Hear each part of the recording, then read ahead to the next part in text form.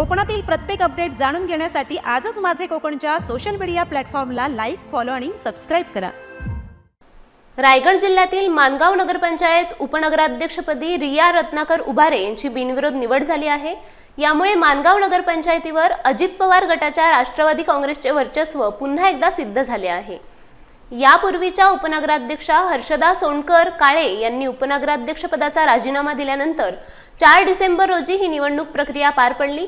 उपविभागीय अधिकारी संदीपान सानप यांच्या अध्यक्षतेखाली आणि मुख्याधिकारी संतोष माळी यांच्या उपस्थितीत झालेल्या या निवडणुकीत रिया उभारे यांचा एकमेव अर्ज दाखल झाल्याने त्यांची बिनविरोध निवड निश्चित झाली।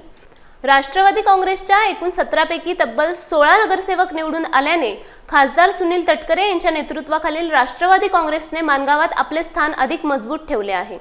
या ऐतिहासिक निवडीनंतर राष्ट्रवादी काँग्रेसच्या नगरसेवकांनी आणि कार्यकर्त्यांनी नगरपंचायत प्रांगणात फटाक्यांची आतषबाजी करत आणि ढोल ताशांच्या गजरात मोठा जल्लोष साजरा केला। नगरपंचायत मुख्याधिकारी संतोष माळी यांच्यासह सर्व नगरसेवकांनी नवनिर्वाचित उपनगराध्यक्ष रिया उभारे यांचे अभिनंदन केले। यावेळी माजी नगराध्यक्ष आनंद यादव, राष्ट्रवादी कोकण विभाग प्रवक्ते ॲडव्होकेट राजीव साबळे, नगराध्यक्षा शर्मिला सुर्वे यांच्यासह अनेक प्रमुख पदाधिकारी आणि कार्यकर्ते उपस्थित होते।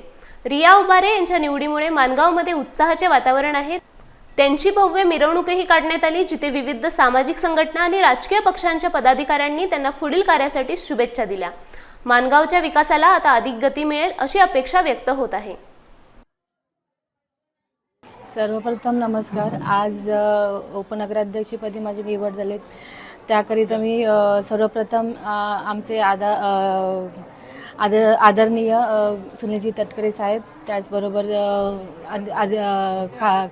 आमदार आदित्य तटकरे, तसेच अनिकेतभाई तटकरे, त्याचप्रमाणे आमचे गटनेते आमचे माजी नगराध्यक्ष आनंद शेट यादव, त्याचप्रमाणे राजू शेट साबळे, या सगळ्यांचे मनपूर्वक धन्यवाद मानते की आज मला या पदावर बसण्याची त्यांनी संधी दिली आणि या संधीचं नक्कीच, या पदाचं मी नक्कीच सोनं करेल। दिलेली जबाबदारी चांगल्या प्रकारे मी पार पाडण्याचा प्रयत्न, जेवढे कालावधी मला मिळेल या कालावधीत मी याचा विकास करण्याचा मनापासून प्रयत्न करीन आणि काम करत आलोय साहेबांसाठी, आपल्या माणगावसाठी आणि सदैव काम करत राहू।